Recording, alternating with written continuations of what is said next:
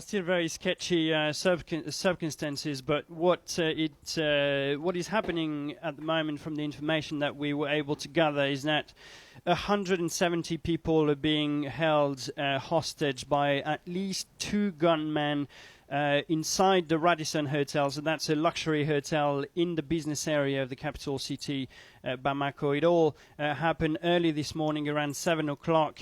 What is unclear is how these gunmen got into the hotel compound. There are reports that suggest that they were driving a car that showed a diplomatic plate, which would suggest that, excuse me, which would suggest that they managed to get in without perhaps encountering any kind of problem. Other reports suggest that they basically drive, forcing their way through the security barrier at the Radisson Hotel, which obviously would tell us a very different kind of story. At the moment, we know that a shootout happened earlier. We don't know whether that's still ongoing or not, but security forces definitely exchanged a fire with the gunmen who are holed up in one of the floors of the hotel at the moment. We also know that French troops are being deployed to the area. Remember that the French have been very active leading a military campaign 2 years ago in northern Mali, and they are still deployed in the country at the moment. And so they will they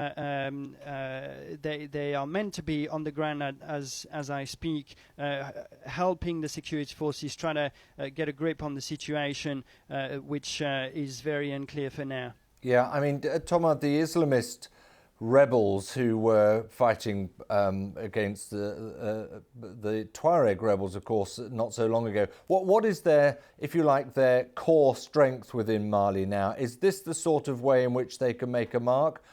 Because at one point, of course, they were taking vast swathes of territory.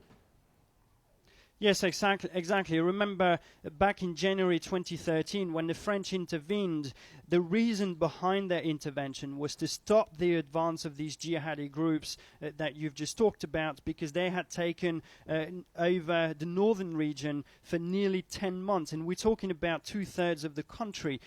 Now the French and their military campaign managed to break the backbone, if you will, of those jihadi groups, but they haven't been able to flush them out, to drive them out completely of northern Mali, and you have pockets of groups, pockets of jihadi activity that remain here and there. The French are still active, patrolling, carrying out operations. Now and then you hear that they've conducting an airstrike or and so on.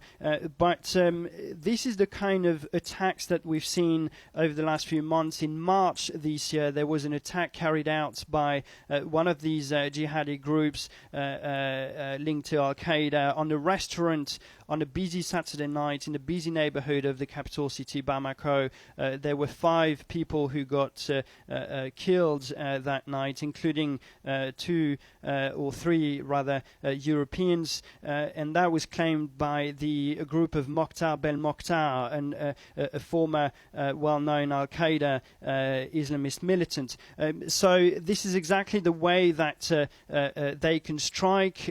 They have reminded the public that they were able to strike, and the question, I guess, was not if it was going to happen again. Diplomats were saying that it was more a question of when, and we're seeing that it's happening again this morning.